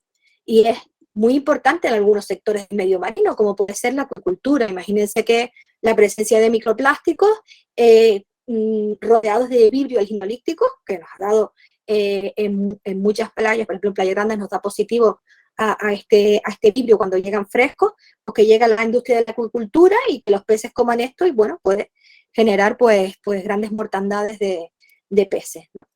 Y bueno, los microplásticos como vectores de contaminación, como les decía, no es algo nuevo, ya fue observado por primera vez en el año 2003, pero a partir de un estudio de Settler en el año 2013 es cuando se ha tenido conciencia y se ha estudiado esto muchísimo más a fondo, ¿no? Y bueno, aquí podemos ver esa biopelícula que yo les decía, ¿no? Con un microscopio de barrido, cómo se observan todas esas películas microbianas de distintos microorganismos, ¿no? Y bueno, ¿nosotros qué vamos a hacer mañana? Pues nosotros vamos a hacer una recogida de microplástico, vamos a hacer la recogida mensual que llevamos en el proyecto Implamac y bueno, nosotros lo que haremos, les explicaremos en la playa cómo hacerlo, pero utilizando un cuadrante de 1/4 de metro cuadrado de 50 por 50, en el que con una pala metálica llegaremos hasta unos 5 centímetros de profundidad y tamizaremos toda esa arena. Luego eso, obviamente, lo tenemos que llevar al laboratorio, donde lo separaremos por flotación, una disolución sobresaturada de cloruro sódico, y luego, claro, la arena o las conchas se quedarán, o las piedritas que me hayan quedado, se van a quedar en el fondo, pero en la superficie se quedarán los plásticos y también otros productos como las piedras pómez, las algas, restos de madera, etcétera, etcétera, que flotan, ¿no? Y tendríamos que hacer esa separación manual, ¿vale? Es el trabajo más arduo, porque tenemos que separar manualmente todo eso que no es plástico, ¿no? Luego lo secamos y lo lavamos, lo secamos y ya pesamos el material y expresamos las concentraciones en el número de ítems por metro cuadrado o número de ítems por litro. Y llevamos a cabo una clasificación morfológica en función del tipo, porque no todos los microplásticos son iguales. Podemos encontrar pellets, que eran los microplásticos primarios que expliqué, que eso principalmente procede de las pérdidas o de industrias de este tipo o de los buques, ¿no? Que transportan estos materiales, estos contenedores con pellets y los pierden, o fragmentos, que es lo más que encontraremos, o films, que son restitos de bolsa, o líneas de la pesca, etcétera, etcétera, ¿no? Y los clasificamos también, pues, en función de su color y de su tamaño. Aquí tenemos un ejemplo de un fragmento, un ejemplo de un pellet, un ejemplo de una línea. Films en Playa Grande no solemos encontrar ni foams, ¿vale? Porque las foams son estas partículas en las que vienen envueltos los electrodomésticos, un bloque que se parte en unas bolitas redondas como los pellets, pero no son dulces, sino blanditos. Y tanto los foam como los films, como hay mucho viento en esa playa, pues no los solemos encontrar. Además que los films se suelen crear en la columna de agua, ¿vale? Y luego los clasificamos, eso en función de los colores, de las formas, y en base pues, a distintos autores, ¿no?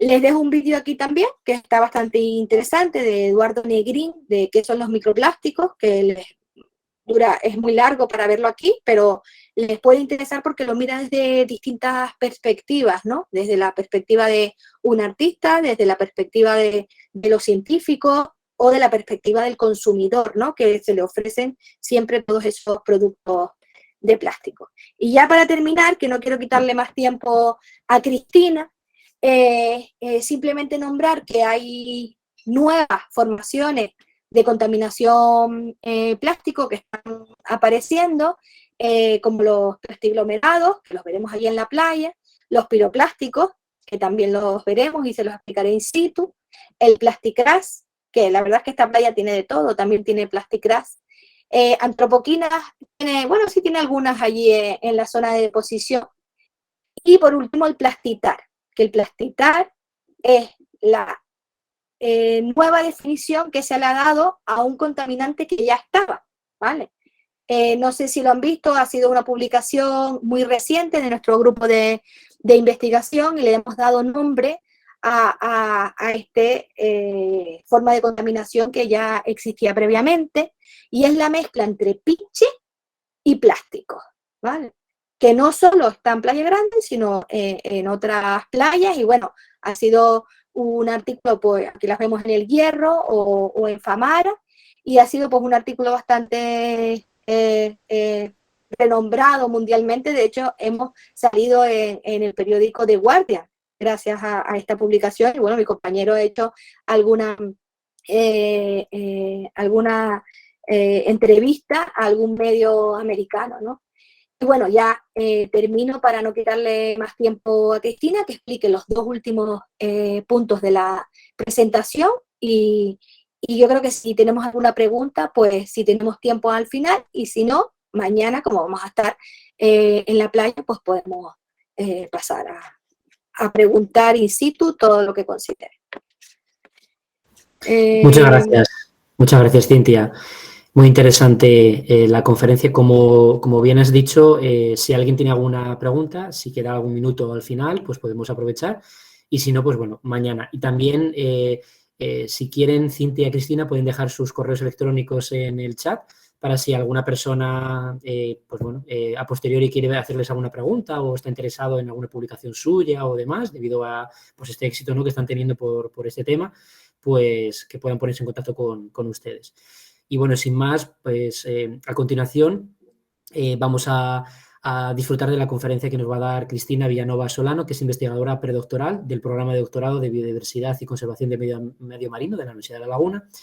Y bueno, pues nos va a hablar un poco de los microplásticos en los fondos marinos, enfocándose sobre todo en unos microplásticos de más difícil detección, que son las microfibras. También nos hablará sobre la afección de los plásticos y microplásticos a la biota, cerrando la espiral desde la aparición y la mala gestión del residuo hasta su integración en los organismos marinos. Cristina se especializó como técnico superior en salud ambiental y se graduó en Ciencias del Mar por la Universidad de Alicante. Ha realizado un máster en Biología Marina en la Universidad de La Laguna y actualmente se encuentra realizando un doctorado en Biodiversidad y Conservación del Medio Marino. Es investigadora contratada con cargo al proyecto Implamat dentro del grupo de investigación en Química Analítica Aplicada de la Universidad de La Laguna. Y bueno, pues sin más, Cristina, cuando tú quieras, puedes darnos la conferencia. Gracias. Vale, muchísimas gracias. Pues voy a pasar a presentar.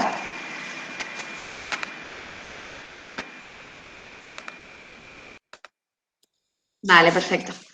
Bueno, pues buenas tardes a todos. Yo os voy a hablar sobre el impacto de los plásticos en los organismos marinos y me voy a basar en artículos científicos, ya que nuestra investigación se basa siempre en bibliografía previamente revisada. Como comentaba mi compañera Cintia, en el océano no existen fronteras. Entonces, ya la contaminación generada por plástico es de emergencia mundial. Existen estudios que dicen que se vierten a los océanos 8 millones de toneladas de plástico cada año, lo que actualmente las cifras son de más de 150 millones de toneladas de plástico que se están concentrando en esos 5 grandes giros oceánicos que comentaba Cintia, que ahora mismo son las grandes islas de plástico. Estudios dicen que si seguimos en esta situación, en este ritmo, en 2050 el peso de los residuos plásticos será superior al peso de todos los peces del planeta, por lo que, como recalcaba, es ya una emergencia mundial.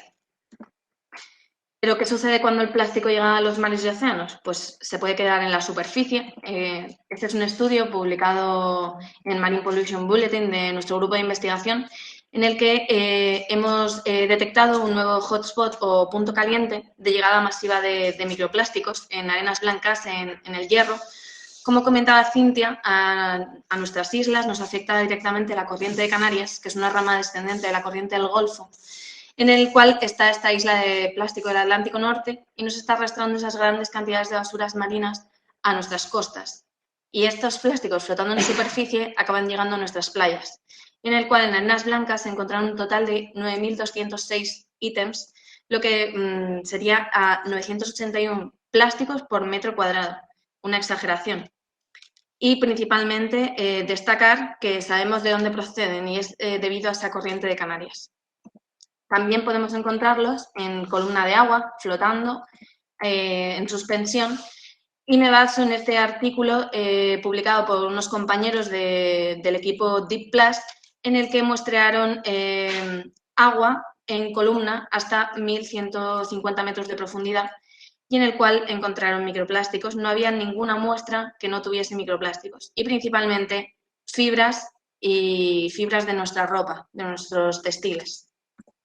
Y también lo encontramos en el fondo marino, estos plásticos que se hunden, encontrando este estudio en una llanura abisal del Pacífico, entre 5.700 y 5.800 metros de profundidad, prácticamente un vertedero en el que a través de imágenes de vídeo pudieron calcular cuantitativamente una densidad media de desechos plásticos de 4.561 artículos por kilómetro cuadrado y principalmente de plásticos de un solo uso, bolsas de plástico y envases de alimentos.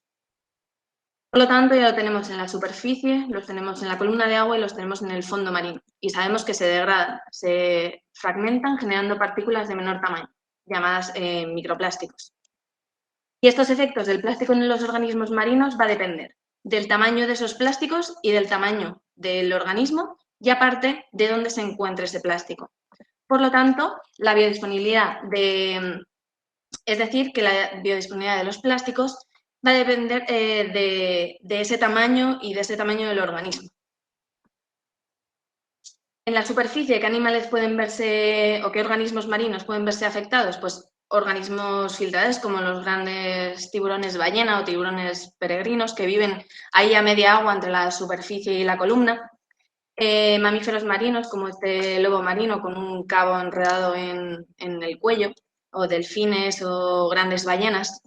También las aves marinas que dependen directamente de esta superficie del mar para alimentarse. Incluso tortugas marinas que dependen de la superficie para respirar y les atraen estos tipos de basuras marinas grandes y acaban enredadas y enmalladas. Pero estos organismos marinos son muy grandes, pero también tenemos otros organismos que incluso hemos encontrado en Playa Grande, que viajan a la deriva, como este dragón azul o este botón azul, que viajan a la deriva con estos microplásticos flotando a merced de las corrientes. En columna de agua, ¿qué organismos pueden verse afectados? Pues tenemos toda la comunidad de zooplancton y fitoplancton, los grandes bancos de peces pelágicos, organismos filtradores, las bateas que tenemos aquí en el norte de España, en Galicia, incluso medusas. Aquí os voy a poner un vídeo en el que se filmó la primera vez organismos procedentes del zooplancton, los copépodos, ingiriendo microplásticos.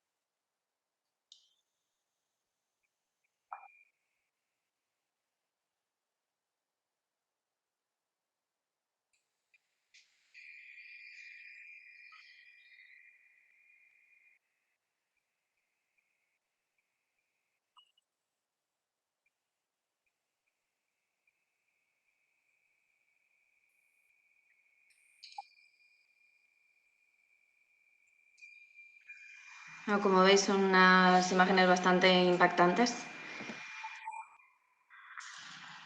Y en el fondo marino, pues tenemos las fanerógamas marinas, que son los sebadales, un ecosistema muy importante aquí en Canarias. Ahora mismo desde el grupo estamos trabajando en muestras de sedimento marino asociadas a sebadales, en las cuales estamos encontrando microplásticos y se cree que pueden estar actuando como un sumidero de microplásticos. Además de organismos bentónicos asociados al fondo, como los pepinos de mar.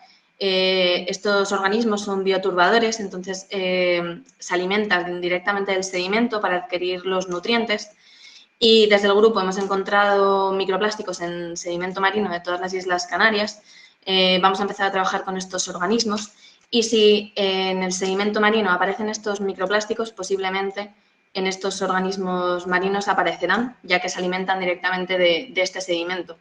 También hemos trabajado con erizo de mar, que más adelante os explicaré. También los organismos filtradores que están asociados al fondo se pueden ver afectados por esta contaminación por plásticos, ya que no tienen una alimentación selectiva y filtran el agua, y si estos microplásticos están en esta columna de agua y llegando al fondo, pues al final los van a incorporar en su organismo, y también en los arrecifes de coral. Aquí os pongo un estudio que es la primera documentación en el que una especie de coral, que es Astrangia populata, contiene microplásticos en corales salvajes. Cogieron estos ejemplares, se los llevaron al laboratorio y analizando su interior vieron que tenían hasta 100 fibras por pólipo. También quisieron llegar más adelante y llevar estos organismos al laboratorio, en el cual los alimentaron con microbits azules, que son estos circulitos que veis en las imágenes, y con su alimento natural, que eran huevos de artemia, y se veía que ingerían el doble de microplásticos que de su alimento natural, porque cuando estaban saciados ya no seguían alimentándose. Este primer estudio nos indica que ya en el medio natural estos organismos están interaccionando con el plástico y lo están ingiriendo. ¿Los peligros para la vida marina asociados al plástico? Pues cada año mueren más de 1 millón de aves marinas y más de 100.000 mamíferos marinos y tortugas a causa del plástico. Esta primera imagen fue premio World Press Photo de la naturaleza por un fotógrafo de aquí de Tenerife. La segunda foto es del documental que nos ha puesto Cintia, de Albatros. Y esta última imagen es un delfín que está en peligro de extinción en un río de Brasil, y como veis tiene una anilla en el hocico que le impidió pues, alimentarse y posiblemente moriría de inanición. Los organismos marinos tienen diferentes interacciones con el plástico. Una de ellas es los enredos, la problemática de estas redes fantasmas que se pierden en los océanos, que les impide esa falta de movilidad cuando se enredan o se enmallan, tienen dificultades para capturar alimento, por lo que pueden morir por inanición. También en posibilidad de escaparse ante los depredadores, incluso en seccionar alguna extremidad, alguna aleta, y en el caso de las tortugas esto les dificulta mucho la flotación. Además, también les puede producir asfixia, como esta imagen que veis ahí de una red fantasma que atrapó a todos estos leones marinos, que les impidió subir a superficie a respirar y murieron. Incluso pues, las tortugas marinas que se alimentan de estas bolsas de plástico, nosotros las podemos diferenciar, pero ellas no, y acaban pues, asfixiándolas. Incluso la muerte indirecta del ecosistema marino, ya que, por ejemplo, en esta grande llanura abisal en la que se encontró esta gran cantidad de basura marina, impidió que le llegase luz al fondo, generando una anoxia en el fondo, provocando la muerte de cualquier organismo vivo que hubiese en el fondo. Y el problema más grave sería la ingestión. Aquí tenemos unas imágenes. La primera imagen es de Alicia Herrera, de la Universidad de Las Palmas, en el que se ve una medusa con una pieza de plástico azul. Es del norte de Gran Canaria. O esa imagen tan impactante del documental de Albatros, con esas aves marinas con los estómagos repletos de plástico. El caso de las aves se lleva la palma, por así decirlo, porque tienen todas las cualidades para que este tipo de basuras marinas les afecte, ya que se cree que en los plásticos este biofilm que los rodea huele a mar, es lo que las atrae para alimentarse, por así decirlo, de estos plásticos. Y en el caso de Canarias, la pardela cenicienta es el ave marina más amenazada. Este estudio se llevó a cabo en 2012 y es el primer estudio que evalúa la transferencia directa de que los padres alimentan directamente a las crías con estos plásticos. Y es el 83% de esos polluelos estaban afectados y con un promedio de 8 piezas de plástico por polluelo. Se me ha olvidado comentar que las aves tienen la boca muy grande, pero la cloaca muy pequeña. Entonces, ingieren, se ven saciadas, no se alimentan, pero tampoco pueden expulsar estos plásticos. En cuanto a los mamíferos marinos, vemos imágenes de grandes ballenas varadas en nuestras costas, les hacen una necropsia y tienen los estómagos repletos de plásticos. En este caso, esta ballena, hallada muerta en Indonesia, llegó a tener más de 1000 objetos de plástico en el estómago. Y también los peces. Este artículo lo sacamos hace poco desde el grupo de investigación en el que determinamos microplásticos en el tracto gastrointestinal de doradas y lubinas de acuicultura, de aquí del sur de Tenerife. Encontramos de nuevo microplásticos, principalmente fibras transparentes y azules y de naturaleza celulósica, porque llegamos a determinar esa composición del plástico. Este patrón lo vamos a ver en todos los estudios que estamos llevando a cabo desde el grupo. También hemos realizado en invertebrados, en el erizo diadema africano, y aquí sí que diferenciamos entre intestino y gónadas. Encontramos microplásticos en ambos tejidos y el encontrar microplásticos en gónadas ya es algo que nos debería alarmar, ya que estos plásticos están llegando hasta el aparato reproductor y existen estudios en el que esta afectación del plástico puede afectar a la reproducción y a la prosperidad de las larvas y a la prosperidad de la propia especie. Además, con todo ello, los plásticos tienen esta capacidad de absorber contaminantes. Entre ellos puede ser DDT, PAS, PCBs.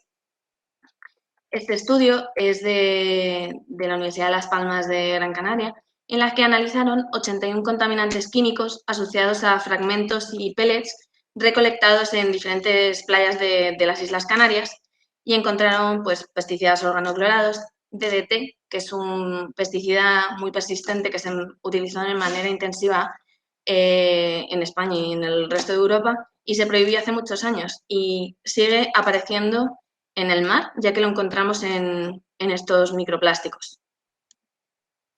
Y la capacidad que tienen de absorber estos contaminantes está afectando no solo a que se enreden los plásticos, que los ingieran, sino que ya esa absorción de estos contaminantes puede producir una bioacumulación. Es decir, que este contaminante que está en el microplástico, si un organismo lo ingiere, puede seguir acumulándose en los tejidos y en los órganos a lo largo del tiempo y alcanzar unas concentraciones tan elevadas que superen a las del medio o incluso al alimento que han ingerido. Y si ya lo traspasamos a la transferencia en la cadena trófica, se va a producir una biomagnificación.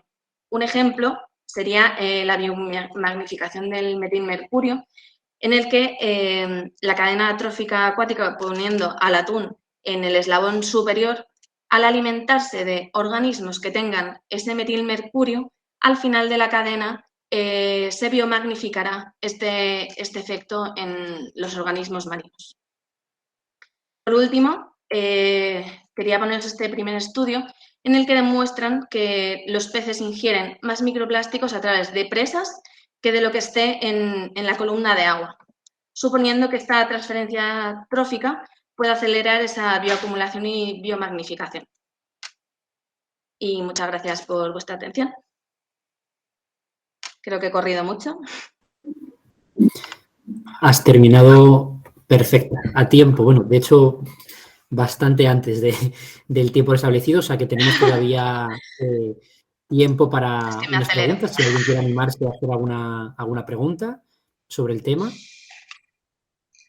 Yo a mí se me estaba ocurriendo por lo que ha salido últimamente, ¿no?, en las noticias, por si podíais comentar en estos minutos que nos queda el interesante proyecto que estáis haciendo ahora en el Teide, ¿no? Que de hecho esta mañana cuando hablaba con Cintia me dijo, estoy en el Teide.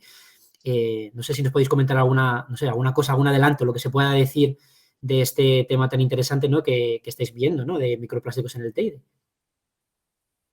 Exacto, sí, esta mañana estuve en el Teide pues grabando un poco, mañana saldrá en televisión española y en la autonómica, pues este proyecto. Me puse crema solar, pero aún así me veo bastante roja porque había una insolación arriba. La verdad que estaba el día precioso, había muy poca contaminación atmosférica, estaba muy claro, se veían todas las islas alrededor.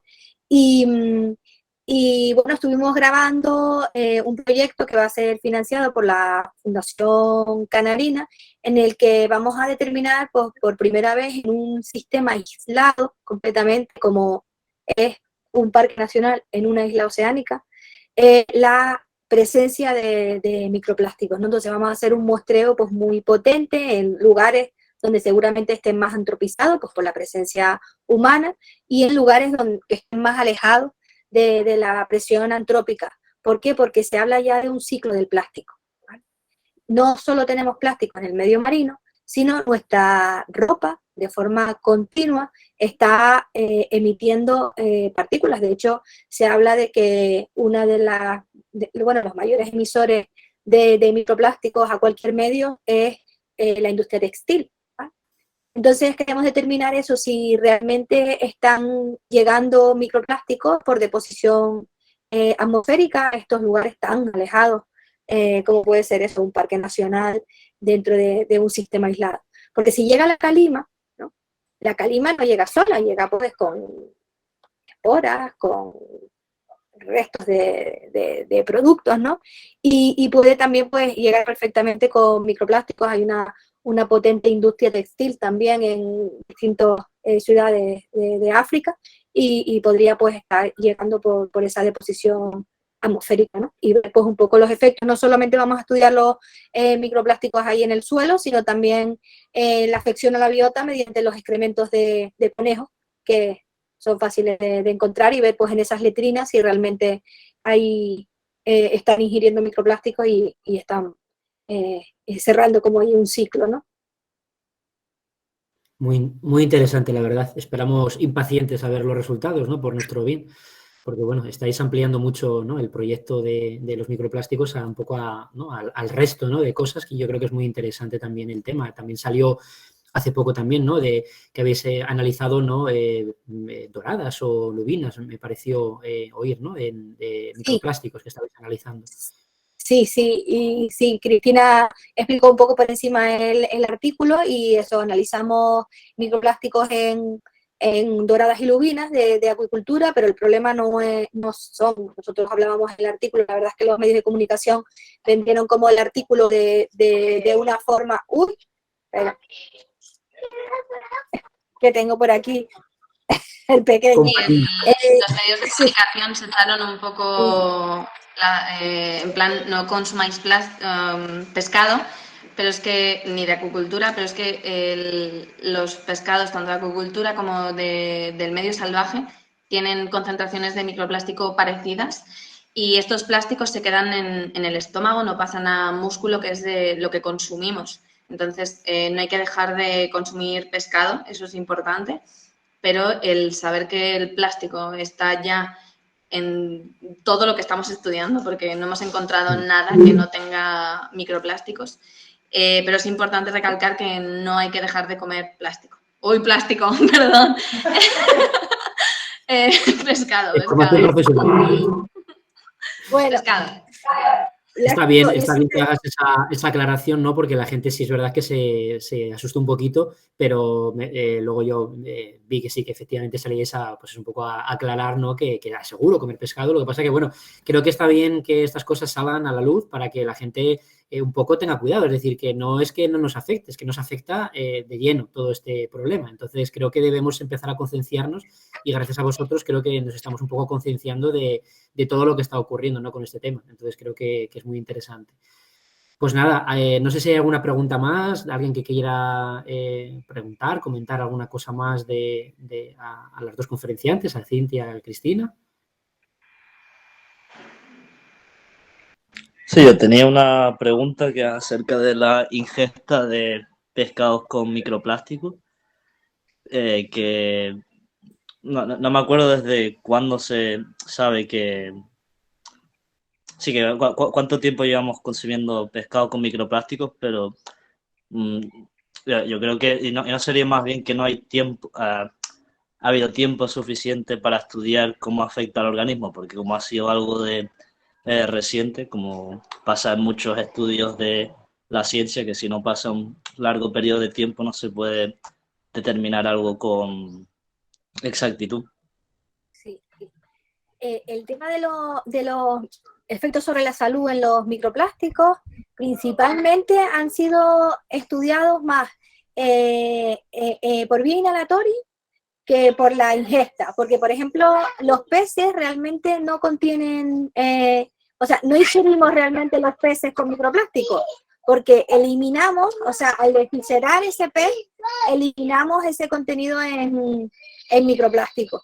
Entonces reducimos el riesgo, pero sí es verdad que nosotros por comer en un restaurante mismo, ¿no? Estamos emitiendo partículas de plástico y estamos ingiriendo esas partículas de plástico. Yo siempre digo que somos plastívoros, aunque no lo sepamos, ¿no?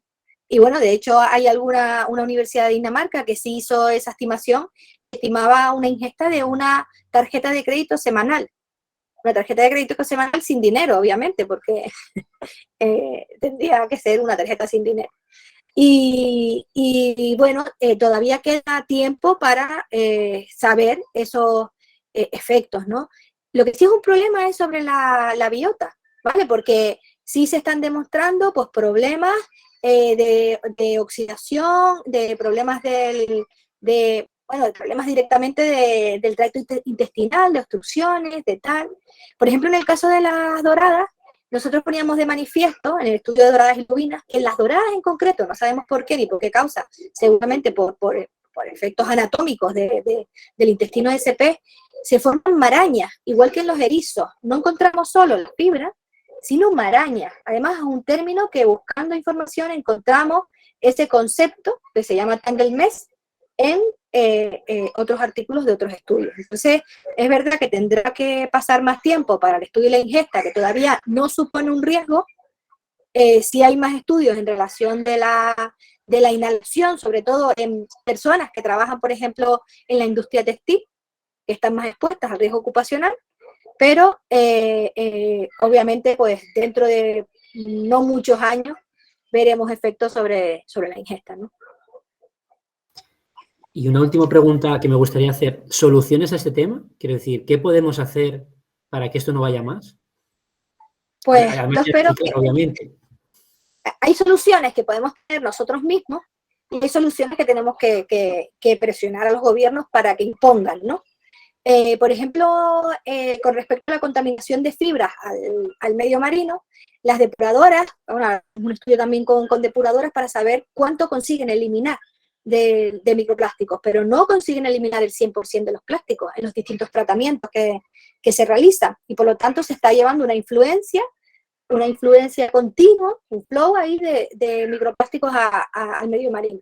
Por ejemplo, en Francia se ha integrado un sistema en el que a las salidas de las lavadoras es obligatorio poner un filtro para eliminar la presión de llegada de microplásticos a las depuradoras que no van a poder conseguir eliminar todo. Entonces, claro, son medidas que se tienen que poner desde los gobiernos y que poco a poco, pues, todos los cambios conllevan mucho tiempo. Piensen ustedes el uso de las mascarillas, ¿no? Lo que costó obligar a la población a hacer uso de las mascarillas y de forma correcta, pues imagínense cualquier cambio que queramos hacer desde arriba hacia abajo, ¿no?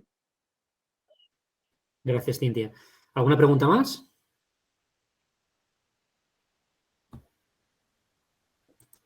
Bueno, ya de todas formas tienen sus correos electrónicos. Si tienen cualquier otra cuestión, pues pueden ponerse en contacto con ellas, que ellas encantadas pues les contestarán cuando ellas puedan. Bueno, como ya saben, el programa de concienciación ambiental, esta segunda edición, continuará. Ahora vamos a hacer un descanso y continuará a partir de octubre, ¿no? Tendremos 3 actividades en octubre, noviembre y diciembre, que, bueno, pues como estas 2 actividades que ya hemos tenido, que ya han tenido lugar, serán anunciadas por los medios oficiales de la Universidad de La Laguna, ¿no? Por las redes sociales, por todos los medios, ¿no?, que dispone la Universidad de La Laguna. Y esperemos, por supuesto, contar con su presencia. Muchísimas gracias a todos y a todas por su participación y esperamos verles mañana en la actividad en Playa Grande. Ya saben que, bueno, yo les envié un email a todos a los inscritos de que mañana en el edificio central, donde las escaleras, ¿no?, donde la calle Comedor Central, justo en la parte, ¿no?, de los jardines, donde está entre los jardines y las escaleras, ahí es donde aparcará la guagua. Estará aparcada desde las 8:40 o así hasta las 9, y entre las 9, 9 y 20 es cuando saldremos hacia Playa Grande, ¿vale? O sea que pedimos, por favor, puntualidad para que podamos salir a tiempo y que a las 10 en punto, más o menos, podamos comenzar con la actividad. Y bueno, luego la vuelta pues será igual. La guagua nos dejará en el edificio central, en el mismo sitio, y estimamos la llegada sobre las 2 y algo. Siempre nos extendemos más del tiempo y al final, pues bueno, hay veces que hemos llegado hasta las 3. Pero bueno, esperamos un poco ser puntuales y sobre la 1:30 o así, o 2 menos cuarto, salir de nuevo para el norte y estar sobre las 2 y poco otra vez en el edificio central. Recuerden que los que no hayan firmado, por favor, los acuerdos los tienen que firmar, tienen que tener todo seguro para poder participar. Por lo tanto, les habrá llegado, revisen un poco los emails, porque les habrá llegado un correo electrónico de una notificación de la Fundación General, de la sede electrónica, donde les dirá que tienen que firmar un acuerdo. Fírmenlo, por favor, porque con ese acuerdo tienen un seguro de accidentes y un seguro de responsabilidad civil con el que podrán participar en esta actividad. Además, ese seguro les vale para cualquier otra actividad que tengan hasta el 31 de diciembre, ¿vale? O sea, es un seguro que es un programa, además se inscriben en un programa de voluntariado dentro de la Fundación General, que les permite asistir a cualquier otra actividad dentro del programa de concienciación ambiental y tener ya el seguro. O sea, solamente tendrán que firmarlo ahora y les valdrá para el futuro, para hasta el 31 de diciembre, para las 3 actividades que nos quedan todavía del programa de concienciación ambiental. Así que nada, muchísimas gracias a todos por participar y nos vemos mañana, los que puedan asistir. Buena tarde a todos. Gracias por todo. Puedes cortar la grabación, Cintia. Gracias, hasta mañana.